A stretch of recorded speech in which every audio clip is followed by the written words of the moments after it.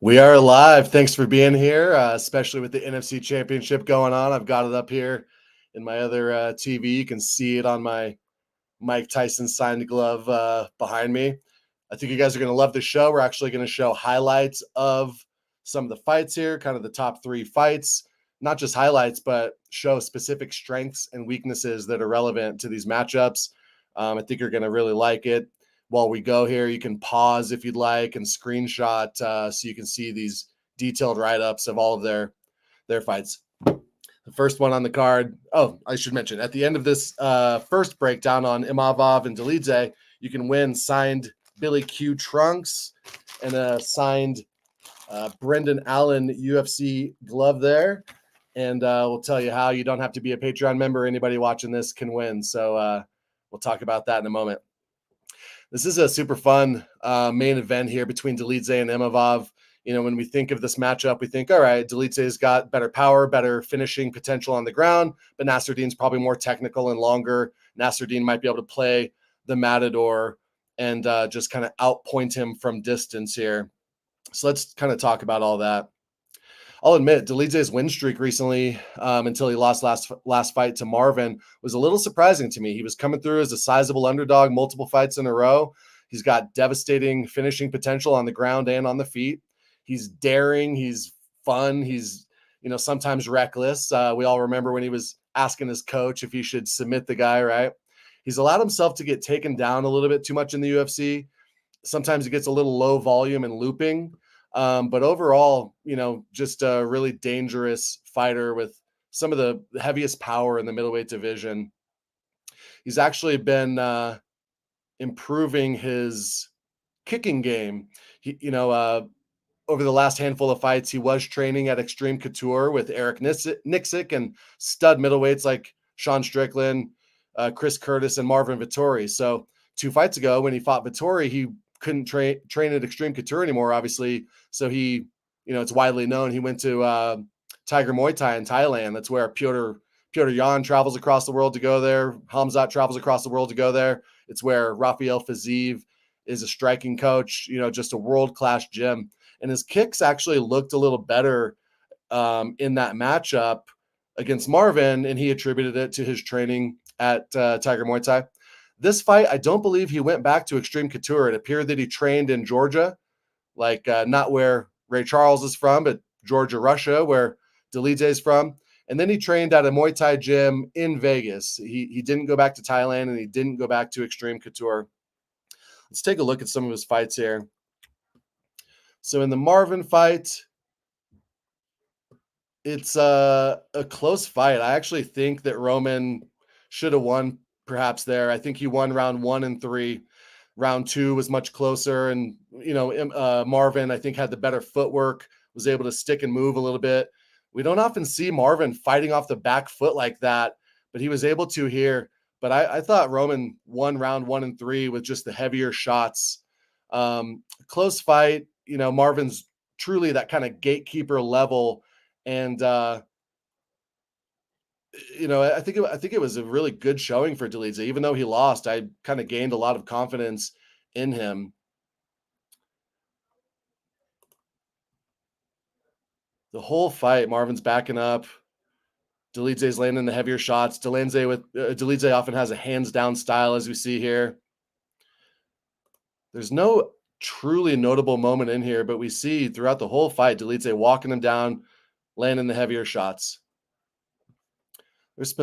There's some specific things I want to look at in these recent finish wins here. This jiu-jitsu that he showed against Jack Hermanson was really incredible. He actually takes him down and has a calf slicer control here that gets him the finish. I've actually never seen that. So we start to see Dolidze threatening from bottom here. He'd been landing the heavier shots, threatening an armbar.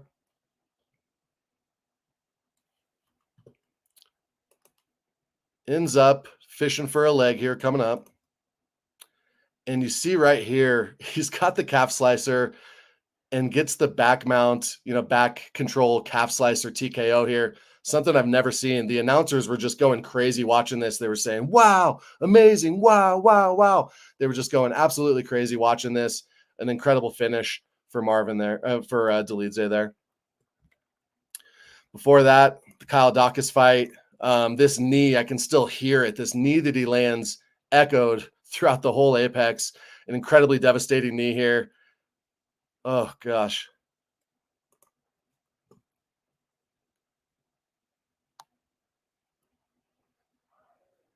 Just wild finishing capability here. Lands some devastating ground and pound to finish him off. The Phil Haas fight was pretty interesting. He got Haas down, and it was actually Haas that took him down. Dolidze was threatening off his back with some very nice elbows. Ends up going for a heel hook that, it appeared to blow Haas's ACL. Dolidze showed some true class there and was telling the ref to stop it, but Taione didn't stop it. He ends up catching like a 5-piece combo here, compromised. Haas goes like out completely here. Oh gosh, those 3 punches there when Haas is up against the cage are really something. Whew, Lordy. Overall, rewatching the tape, Dolidze was landing more than I recalled. He's able to close the distance here. It makes me think he's definitely going to have his opportunities against Nasruddin. And I think this is going to be a really, really close fight here. All right.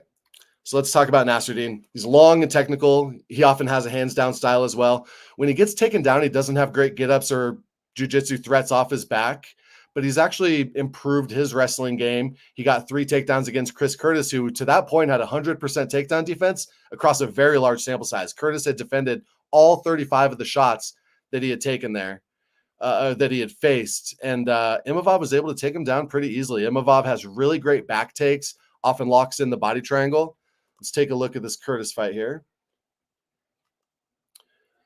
At about 3 minutes and 55 seconds into the fight here, he gets a takedown. He's got the power half Nelson. Some really nice control. Here we go. 40 seconds here. He gets another takedown. And back control.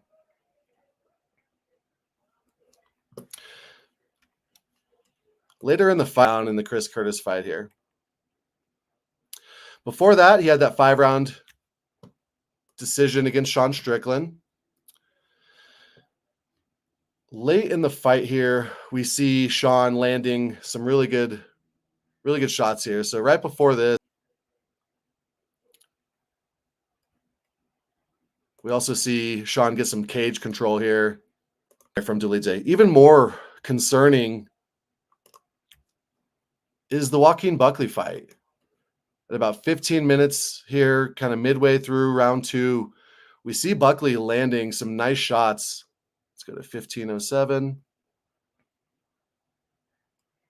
Imavov with the nice, as I mentioned, back takes and body triangle when he gets there. But Buckley's having his moments and overextends there a little bit and gives up the back control.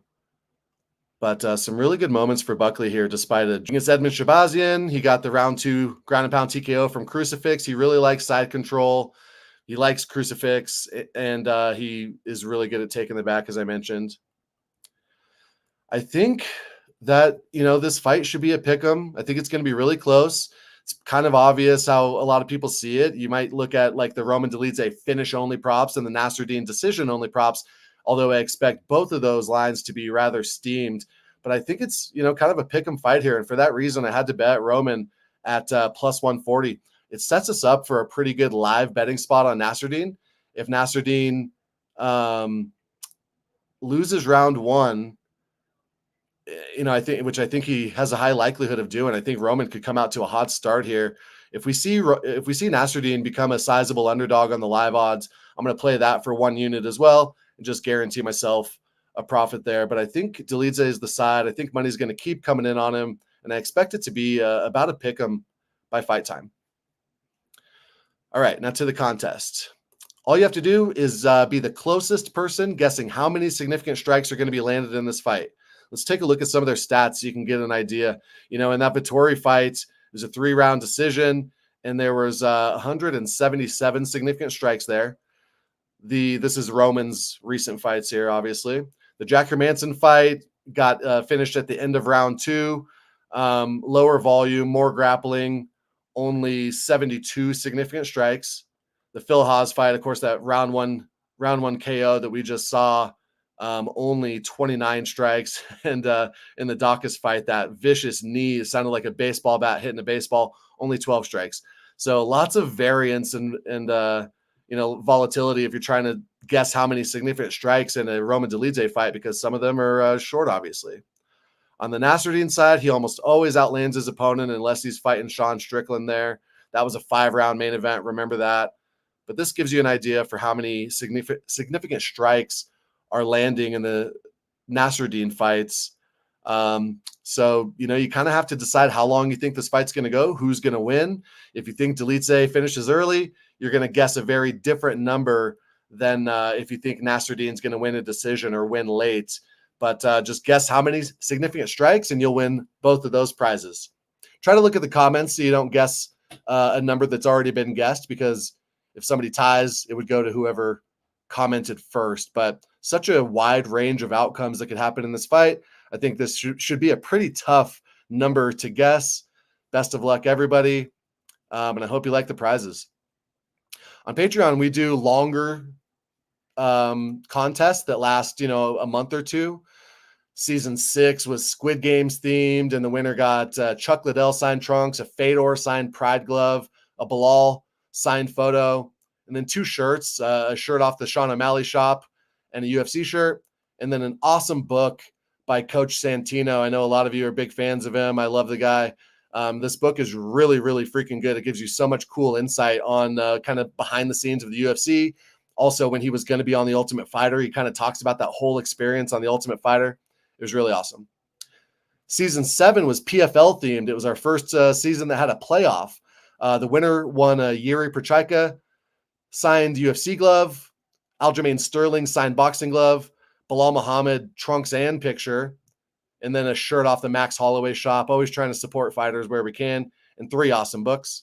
This last season was football themed, NFL themed, and the winner got a Mike Tyson signed glove, Hamzat signed UFC glove, a Raul Rosas Jr.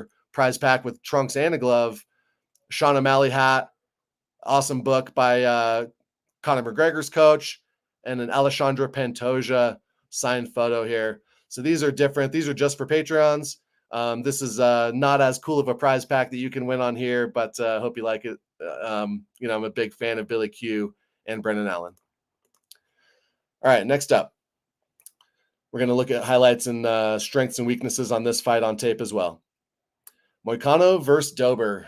We all know Moicano. He's gotten really popular lately because he's gotten more outspoken. He's super funny, popular podcast, great on the mic after fights. He's a jiu-jitsu black belt. He's finished all of his 10 finishes by sub. He's got 10 subs and 7 decisions. He's never got a KO, but he's hurt a lot of guys in the octagon. He just kind of clubs and subs them. He locks in the body triangle when he has the back. He's actually a pretty solid wrestler, almost landing 50%. Great scrambles when it hits the floor. His striking is really good, but he is often a little bit hittable. When guys pressure him, he likes to go, he ducks under and goes for a body lock takedown. We're going to look at it, but Dober's actually pretty strong defending those. Dober struggles more with takedowns on the legs, like a good old-fashioned single leg. So I think when Dober blitzes him, we're going to see Moicano kind of duck under and go for a body clinch, and we're going to take a look at some of that. He previously had a reputation of really bad cardio. He looked gassed in the Alexander Hernandez fight, but he fought Rafael Dos Anjos on very short notice in a 5-round spot there, and his cardio looked really good. So, the cardio is something of an unknown. It does seem to be improving there. All right. Last time out, he got the round 1 rear naked choke over Brad Riddell. Let's take a look at that.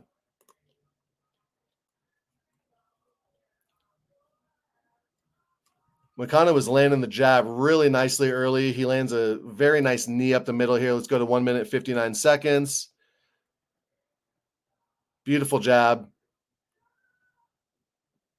Nice range management. Nice knee up the middle there.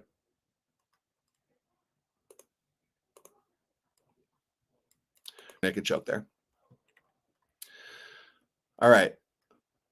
That RDA fight, you know, he's kind of just outclassed. I don't think there's a whole lot to take away there. RDA has power like Dober, but not a whole lot of other skills like Dober. So I want to look at this Alexander Hernandez fight. I think it's really relevant here.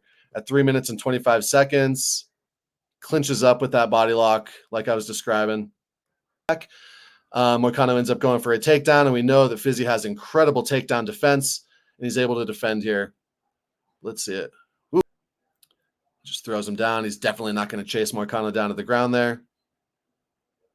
But he also, if he lands like a lead elbow, he'll keep trying to throw it. We'll talk about Randy Brown. Randy Brown kind of has the same tendency that if something works for him, you know, he always had a reputation for having a granite chin, wild power and a granite chin. But I think that chin is a little bit overrated at this point. Looks like the Niners just got it done. Go Packers. All right, let's take a look at some of these fights.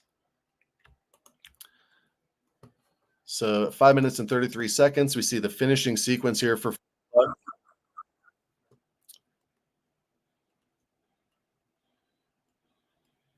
here we go.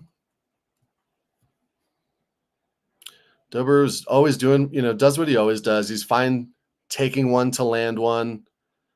And we hadn't really seen this KO power out of Frivola previously, but just a gorgeous job here by Frivola, setting traps, planted his feet, really sat down on that punch.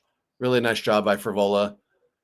And, you know, this is Dober's only KO loss to this point. Took, you know, some nice GMP there too. The Brad Riddell fight for Dober, I think, is concerning because Riddell's not known as a wrestler, and Riddell is taking him down pretty easily here. So let's go.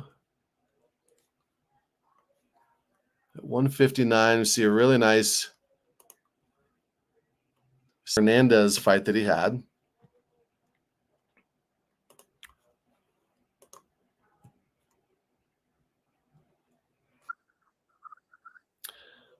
We see him struggle with the single leg takedown, like I've described. Dober's really good at fighting off body lock takedowns, kind of upper body takedowns. But when you get him by the legs, you can get him down for sure.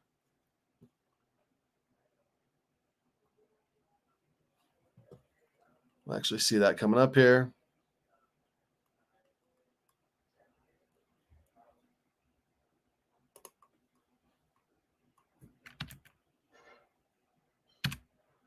Yeah, Hernandez in on another takedown attempt here.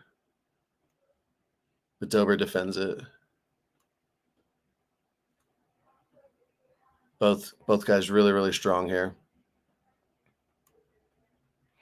All right, and then let's go to the finishing sequence here.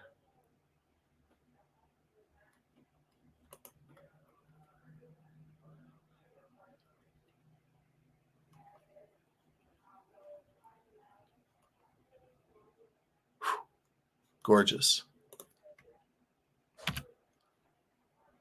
Starts off with that left hook to the body.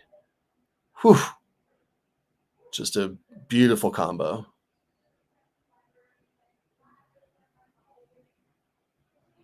Dober has gotten taken down a lot when he has somebody hurt, and he gets overly reckless there, gives up his hips. He must not do that here against Moicano. But he's able to pop up here in a moment and get it done.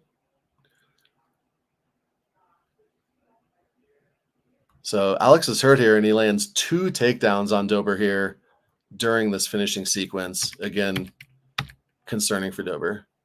Alex is still clearly hurt. Dober knows the finish is near. He's landing heavy shots. Whew.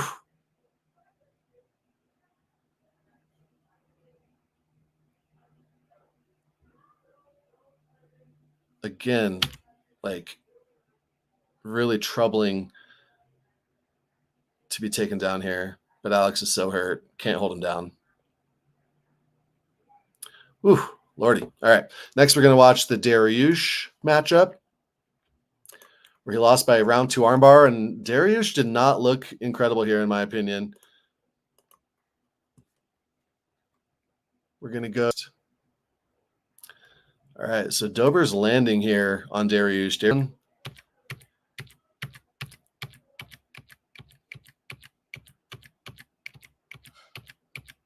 Threatening. All right, let's look at the Nasrat fight. I thought this was pretty impressive for Dober. It's another one of those, what I would call interrupting counters here. Let's go to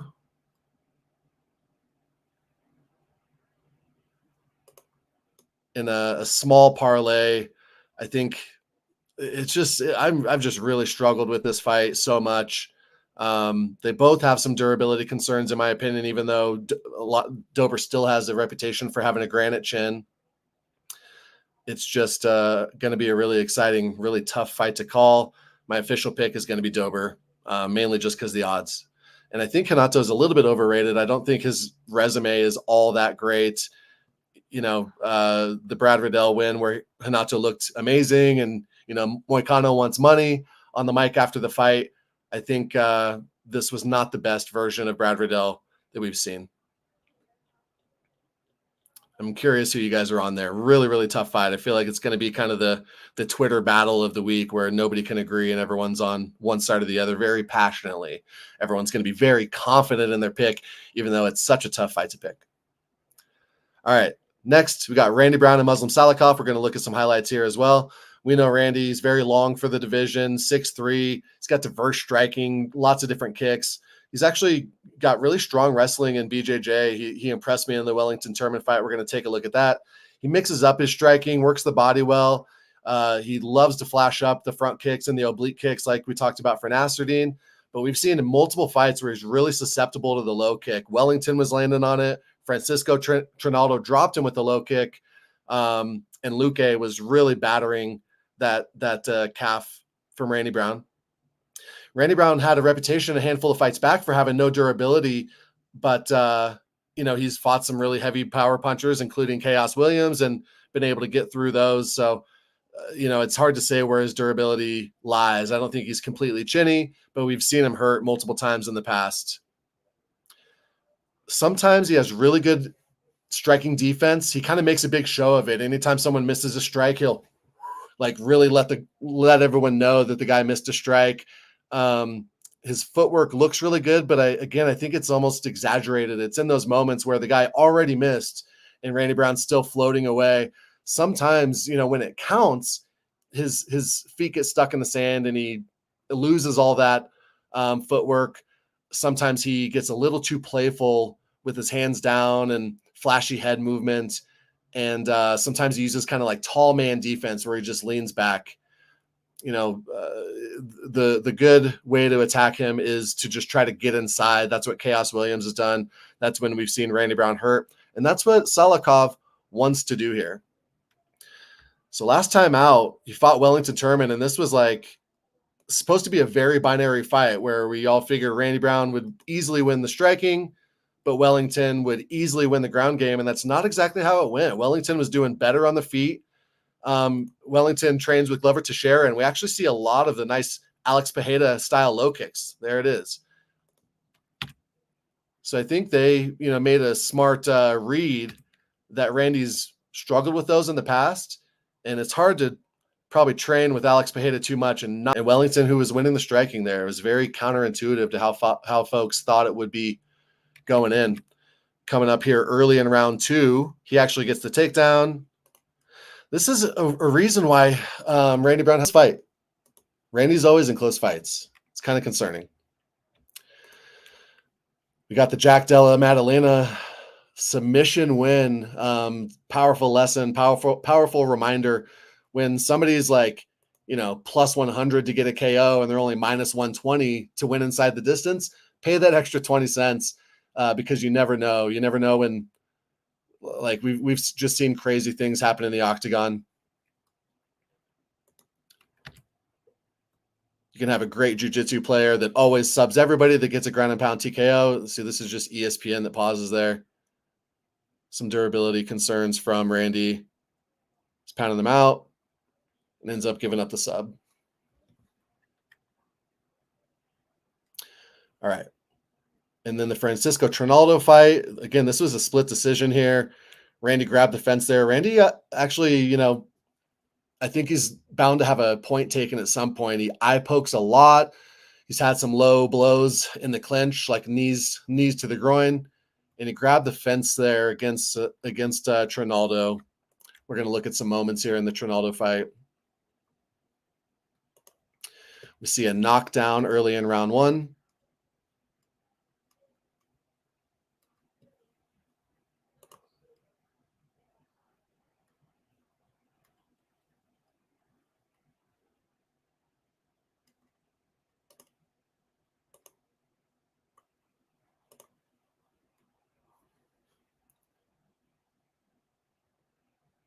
Nice job there. About 1 minute here ahead where Randy grabs the fence.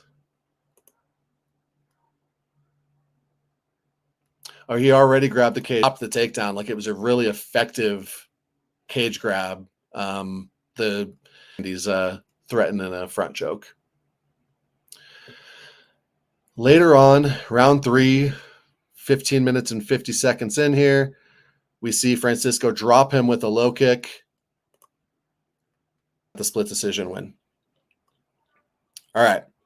Salikhov, he's older. I think Randy's got like a 6-year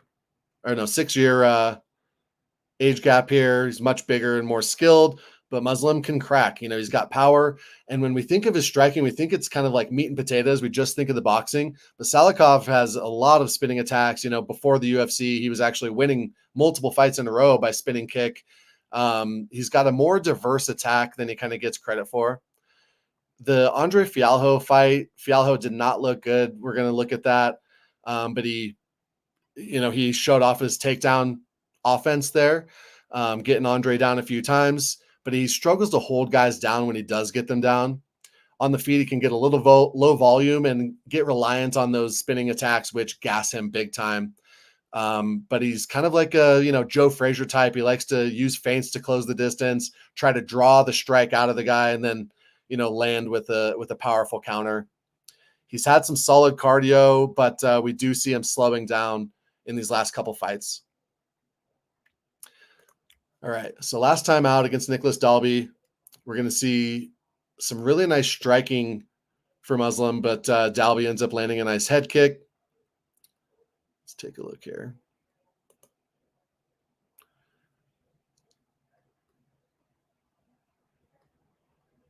Apologies, it takes a little moment. The Wi-Fi is a little strained doing the stream here. So we see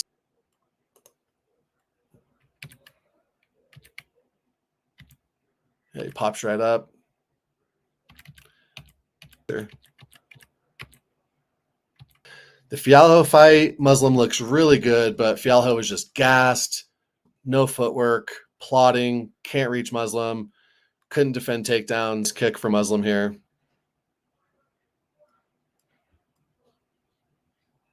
Perfect time, but all of these other fights have gone the distance since then. But she's very coordinated, explosive, powerful. She's got fast twitch striking. She's well-rounded. She's a good offensive and get to all 25 minutes there, make it to the decision. And her cardio looks pretty good against KGB Lee. Last time out, we picked her as a dog against Jennifer Maia. I actually put like a 5-unit free bet on Vivi. I think folks with better striking is the main ticket against her. You're not really going to out-wrestle Vivi, but if you can have better footwork, you can get it done. And I think that's exactly the recipe for Natalia Silver here. Natalia has high volume, great striking, diverse. She's flashy. She throws lots of high kicks, but she's very technical. She likes to throw a lot of body kicks, and she'll also throw a jab high kick. Like she throws that like a very fast combo, the way other fighters throw a 1-2. Very high pace, but still has really good cardio, and she can finish late in the fight. She doesn't have great takedowns, but she's got some sneaky ones, and she times them well. We've seen her controlled on the cage a tiny bit against Jasudavicius and Bleda, but nothing too concerning. And she's defended 13 of the 14 takedowns she's attempted. The only girl that's got her down was Teresa Bleda, and Bleda's like a monster. I think she's got a bright future. Last fight, looked really good against Andrea Lee, who's kind of that gatekeeper level. And I was concerned there that was finally going to be the big step up for Natalia, where she was going to falter, but she made it look easy there. Before that, fighting low-level Victoria Leonardo with apologies, just piecing her up, sprawling and brawling, landing high kicks, really great performance there. In her debut, she was a huge underdog. She hadn't fought in multiple years. She didn't have a great pre-UFC record. She was a huge underdog to Jasudavicius, but just absolutely pieced her up, defended all 6 takedowns, as she came in with a bang, and she's been living up to it. The odds are getting a little wild. She's like minus 350 now. We had her in a parlay a couple weeks back at minus 255, I think. But I do think that Silva's the play. I think she should make it look pretty easy here. It's kind of crazy because Vivi's cardio's looked better than ever, even though she's 37. Like, she had big time cardio concerns in her early 30s, and now the second half of her 30s, her cardio looks better than ever. But I think as this fight goes on longer and longer, Natalia's gonna take over and make it look pretty easy. All right, Aliaskhab Kizrev versus Mahmoud Muradov. This is a tough one. Kizrev is a big favorite here. When he fought Denis Tululian, he was like minus 1250. And he didn't look like it early in round 1. Tululian had a decent round 1, but then Tululian gassed, which he's known to do. And, Kizrev was able to get him out of there in round 2. He was able to get the takedown much more easily in round 2, took the back easily and choked him out. He's got a lot of rear naked chokes, Kizrev does, but it's not like kind of what we're used to imagining when we think of somebody with a lot of rear naked chokes. Like, normally we're thinking of somebody with great back takes and just great jiu-jitsu. He actually gets the back standing. He takes the back while going for the takedown. He often transitions from a single leg to standing back control, pulls somebody down to the ground and chokes the guy out. And then, one of these, who was it? Oh yeah. Yatseniuk. It was a situation where he's ground and pounding him and the guy just rolls over. So he chokes him out. So he gets rear naked chokes, but they're like strength rear naked chokes. I hope I'm describing that well. He won in devastating fashion on Contender Series. They were exchanging body kicks, and then he actually kind of got knocked down. It was a low kick that just knocked him off balance. So Kizrev was on his butt for a second. From there, he was still able to get the takedown, switching a single into the back control like I described, and getting the rear naked chokes just seconds later. And Shigemoto had, looked pretty good pre-Contender Series. That was an impressive win for him. Before that, so he had a year-long layoff between Contender Series and the Tululian fight, but it wasn't his fault. He had 4 scheduled fights that fell apart. These last 2 fights were at middleweight, and I think he's undersized for middleweight. He's a little soft-bodied. He's not going to look very good standing next to Muradov, who's just, a physical specimen, really tall and long for the division. I think that's one of the concerns if you're on the Kizrev side here, is that he's been fighting a gas bag, somebody who's probably never going to make it to the UFC.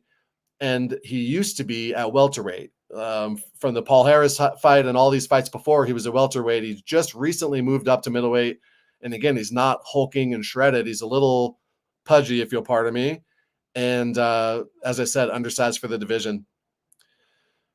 But his last fight before Contender Series was a 58-second ground and pound TKO over Husamar, who, if you don't know who this is, he's a guy who will just not let go when he's got a heel hook. He's known for his leg locks and heel hooks. He actually tried throwing multiple up on Kizrev, but Kizrev was able to avoid them, ends up pounding him out from ground and pound, which is bound to happen when you're fishing for legs and you're down there on the ground underneath a guy not defending your face. You're just grabbing his leg. We see a lot of TKOs like that, and that's how Kizrev got it done here. Before that, Inamoto is a really good striker, and this was kind of just a 15-minute, pretty even fight. The striking was really even until Kizrev started, getting the takedowns, and that's how he got it done. He didn't go for a takedown until about midway through round 1. Round 2, he shot pretty much right away and was on top pretty much the whole round, defended a knee bar there as well. Round 3, he had some nice striking, a flying knee, and gets a takedown and rides out the fight. We did see some nice get-ups from Inamoto, including using a calf slicer to get up here. But the good thing for Kizrev was that he looked really fresh for all 15 minutes. I thought he slowed down a little bit, in the Tallulin fight. Like, even though Tallulin was much more gassed, I haven't been overly impressed with his cardio. So overall, I'm just not as high on Kizrev as a lot of people are. Mahmoud, he's a pretty known quantity. We've got much more tape to go off of for Mahmoud than we do on Kizrev. You probably know Mahmoud's the only MMA fighter that's sponsored by Floyd Mayweather. He's got really good boxing, switches his stance, mixes in the body really well. He's got good evasive head work, head movements, and he loves to pull counter and throw overhand rights. He actually finished Andrew Sanchez and Trevor Smith that same way. It's like eerily similar. It's the exact same way that he was landing those big shots there, just off a pull counter. Early in that Andrew Sanchez fight, Andrew Sanchez was looking pretty good, though. It was just the power from Muradov that made the difference. Last time out, he fought Brian Barberena. We know Barberena, he's a dog. He's got good cardio typically. He's hard to finish and get out of there. Mahmoud was a big favorite, and Mahmoud got that fight done by wrestling, which, we hadn't really seen before, because in the Kyle Barajo fight and the Mearshart fight, the ground game was Mahmoud's kryptonite, which is understandable. He's quite new to the grappling. I think that does make Kizrev, a justifiable favorite here. Is Kizrev's got the really good ground game, and everyone's seen those holes in Muradov's game over and over again. We did see him slow down a little bit. Mahmoud has cardio concerns himself. So both of these guys have a similar weakness there, in my opinion. So I think, it's a pretty binary fight. On the feet, Kizrev's got power against guys who are not at this level. But at this level, if it's on the feet, Muradov's definitely going to win the striking exchanges. He's long, technical, got great power. His wrestling is improving, but until we see him defend takedowns at a high level, we can't trust his takedown defense. Mearshart is he's known for his jiu-jitsu, but not his wrestling. And he was able to get him down 3 times and get the round 2 submission. So I'm torn. I actually feel like the value is kind of on Muradov here. If Kizrev's cardio doesn't check out, he's going to look slow and undersized in there. Muradov might be sprawling and brawling. Kizrev does have really nice chain wrestling, though, so I could see Muradov sprawling successfully, but Kizrev sticks with it, switches to a single, runs the pipe, and gets him down with the chain wrestling. So, I think Kizrev should probably get it done here, but I don't have a single play on him currently. I probably won't. I think the value might be on Mahmoud here, and I think this fight to start round 2 might be a sneaky look. We got some of the comments in the chat saying Muradov never wins. Kizrev has great fight IQ. I would tend to agree. I think a tougher fight there than a lot of folks think. Like, I don't think Kizrev looked minus 1250 against Tallulin, and Tallulin's kind of, I think, that very bottom level of the division, and I just can't get over the fact that he's an undersized middleweight who's only been there for 2 fights. Tough one. All right, a fight I'm really confident in here is the Urbina versus Radtke fight. Urbina was on The Ultimate Fighter, like the Brian Ortega versus Volk season. He's got really good grappling, great back takes. He always gets the back. He always locks in the body triangle. Really nice. He previously had takedown defense concerns, but that was up a weight when he was fighting a middleweight and he was undersized there. I think his takedown defense is going to continue to improve, and it's going to be tougher for these welterweights. I did question his fight IQ in the Tresean Gore fight because Gore dropped him 3 times in the first round, and Urbina just was content to continue striking with him. Didn't really change up the game plan or try anything different there, and that's concerning. But he's still young.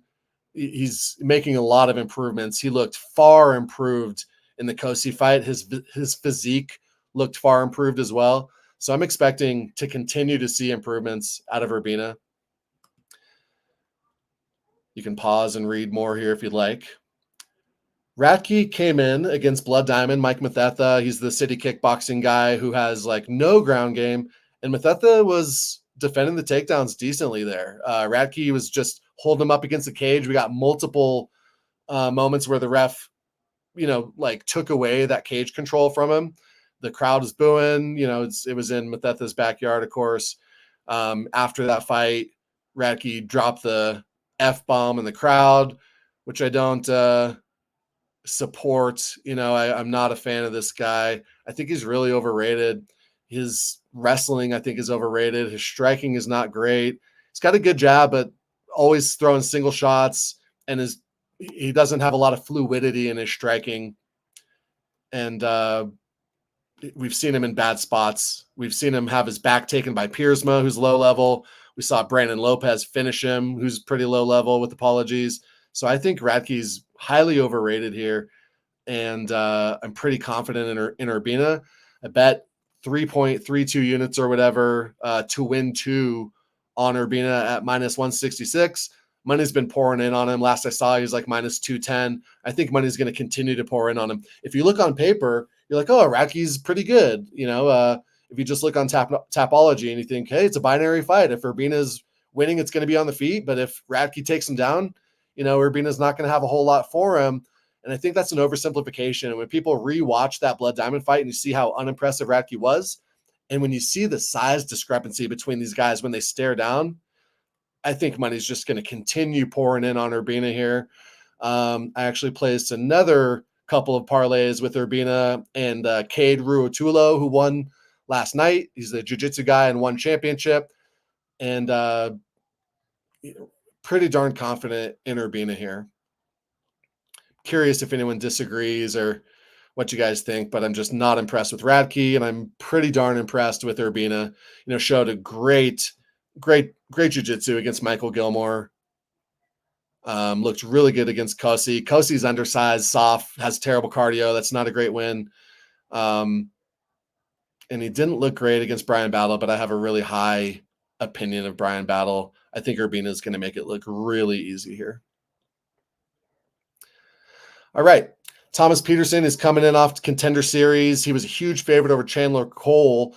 Chandler Cole is known for having cardio concerns and like no ground game. And, Peterson has a really good ground game. He ended up getting a key lock, which you don't see very often. Before that, he was in LFA and he was finishing guys. He's a good finisher, good ground game.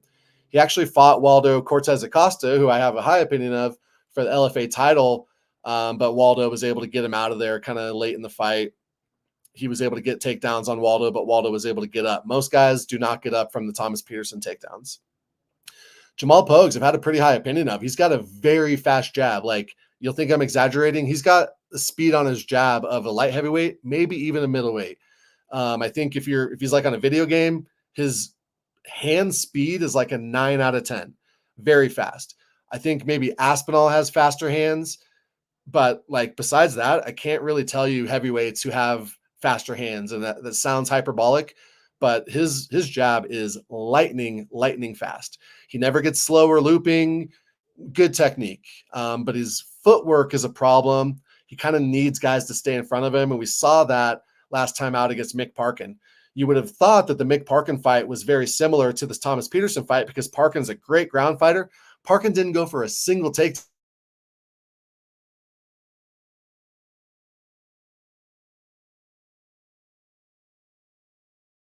And fast out there, which is pretty wild. Just making sure we're good here. That loss, the Mick Parkin loss, has me really concerned for Pogues' ability to win against anybody decent. I don't like Peterson has some decent striking, but before this McParkin fight, I would have said, okay, Peterson has to get it down here or Pogues is going to piece him up. Now I don't necessarily think so. I think Peterson can have fine moments on the feet, probably get it down, and he's going to do great work when he does there. I don't have a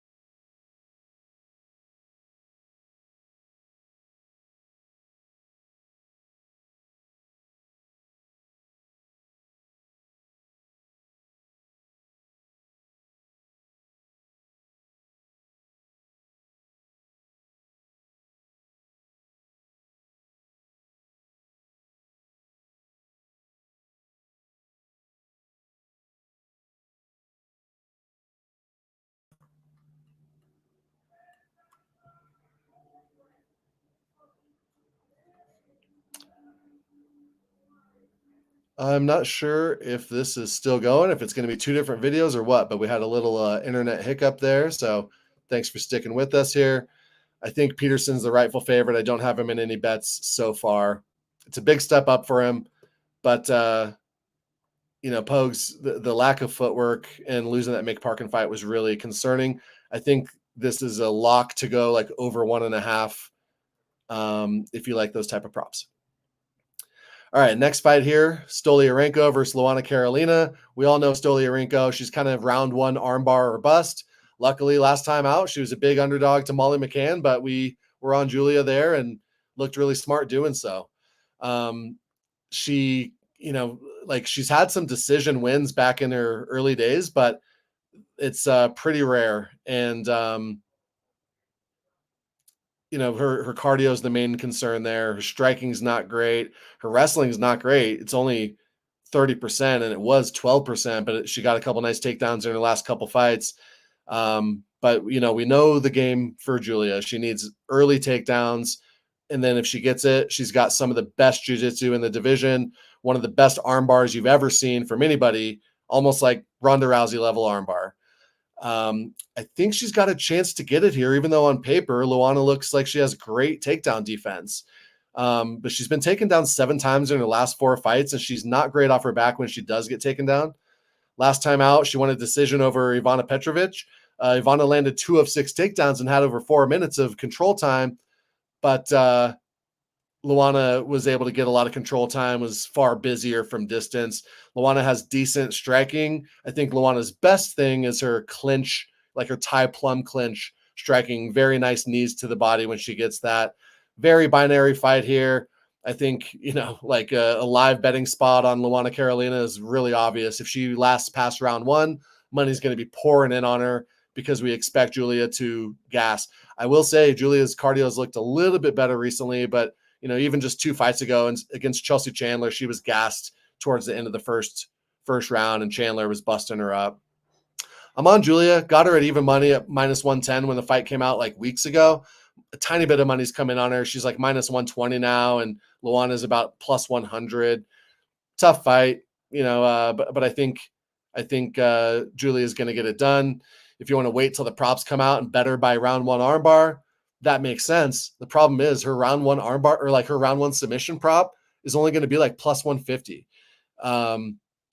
So, I was fine just playing her at -110 there. I'm on Stoliarenko. Famous last words. All right. Another fight I'm really confident in here is the Blake Builder versus Jung Lee fight. I always get Blake Builder fights wrong, I'll admit. Blake Builder's cool. He's a great Instagram follow. He's always showing like some great techniques. Some of them are really usable and actionable and smart. And then some of them are just fun. He shows like crazy back takes and just crazy jujitsu stuff.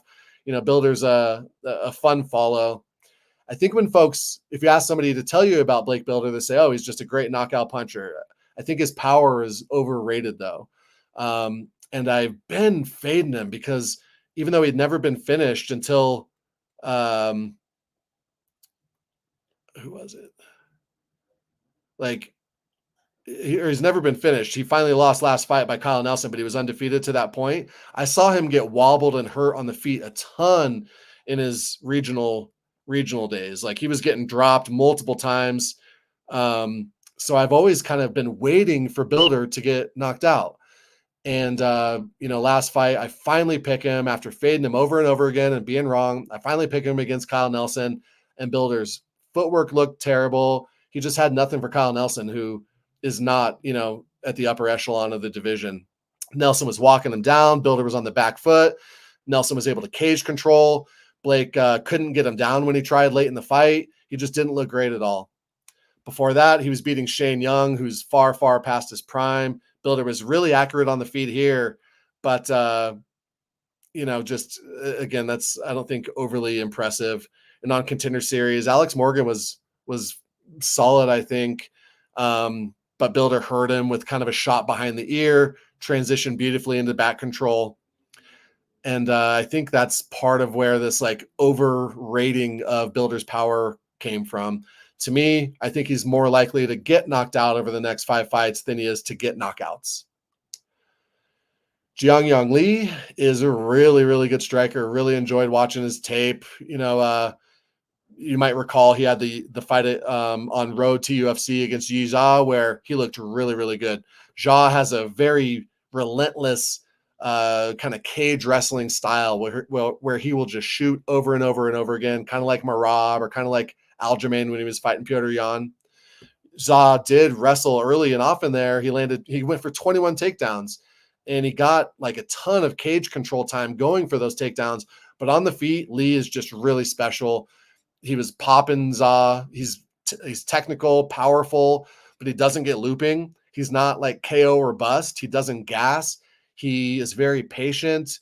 Great technique, solid power. Like we saw him put out Hae-Jin Park, who was 7-0 at the time. We saw him, beat up Choi, who's a really good striker as well. His only loss was to Si Young Kim. And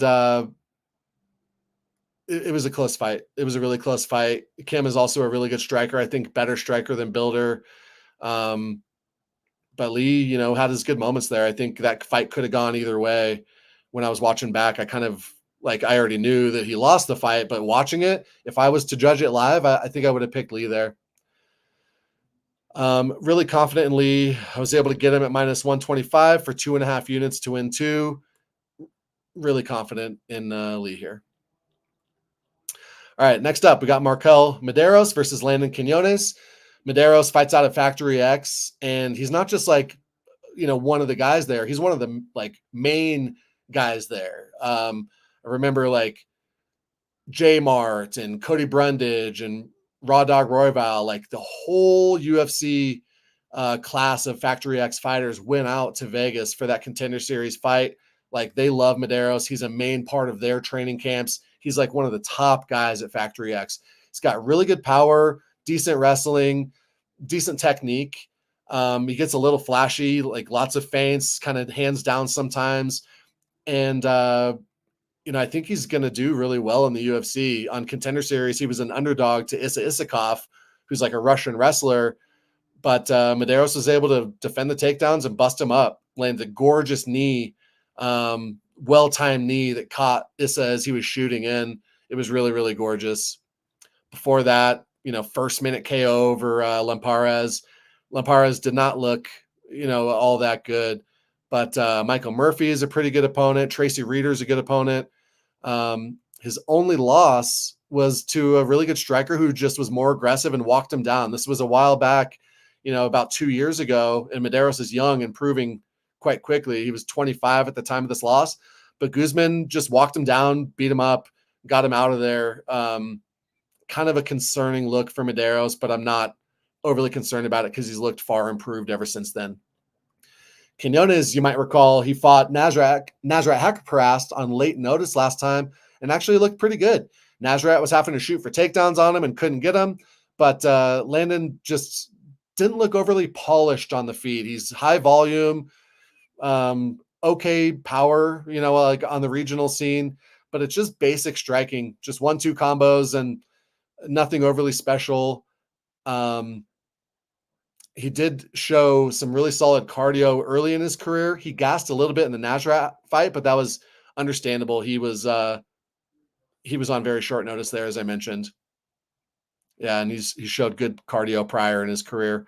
So I do expect we're going to see a very improved version of Landon Quinones. I think we're going to see like the real Quinones here, but I don't think it's enough. I think Markel is going to get it done, and I did bet Markel um, at minus 175 for 3.5 units to win two.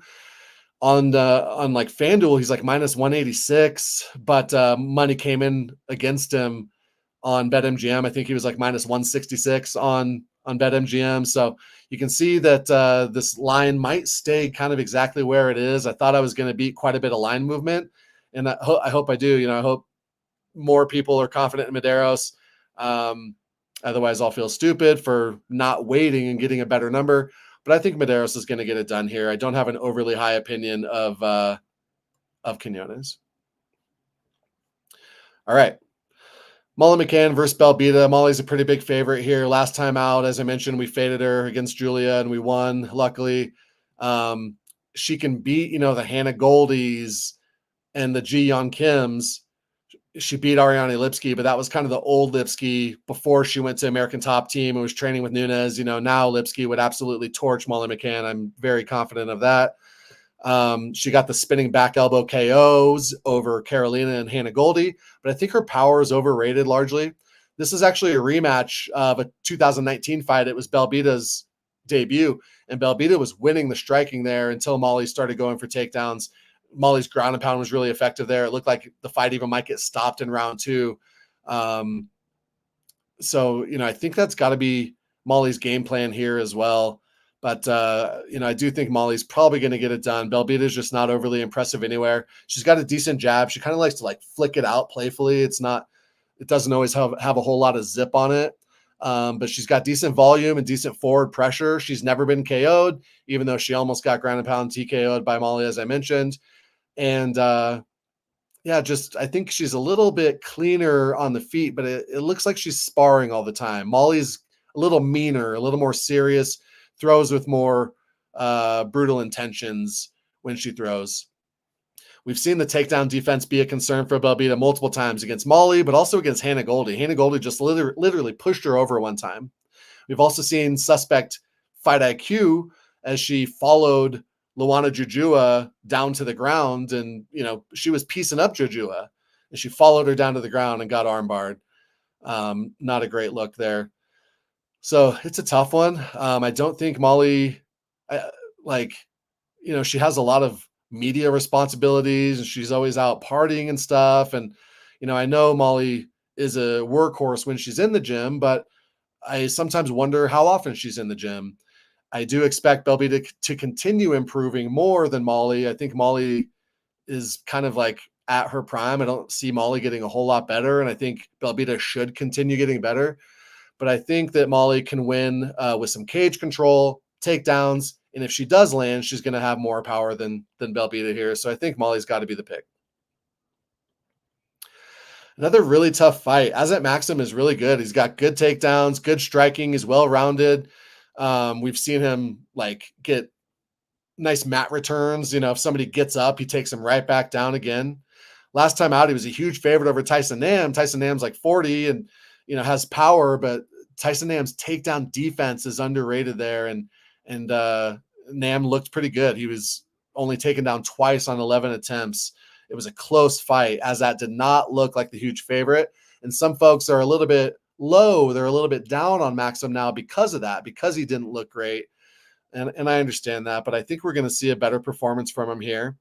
And Charles Johnson is easy to take down, whereas Tyson Nam's really hard to take down. But Charles Johnson might have the best cardio in the whole division. He's got incredible third round cardio. He's got good get-ups. I think we're going to see Azat take him down. Charles is going to pop up, and they're just going to repeat that over and over again. I think the striking should be pretty even, but Charles might be a little flashier. Sometimes Charles gives away rounds by being taken down, but he's also given away rounds just by being low volume. And he can't do that. Like last time out, Rafael Estevam gassed in round 3, but it was too late. You know, he was already up 2 rounds. And if Charles isn't careful here, that can happen again against Maxim. Maxim's got really good back takes, but the scrambling ability for Charles is really solid as well. I think this is a tough fight. The odds are pretty close for a reason. I honestly think the value might be on Charles Johnson at plus 150 because he's just got incredible cardio, incredible get-ups, and perhaps the better striking here, but it's tough to say. He's definitely fought a far higher resume. I think this fight's an absolute lock to start round 2. It's probably going to be like minus 750 or so, but I think that's parlayable for you.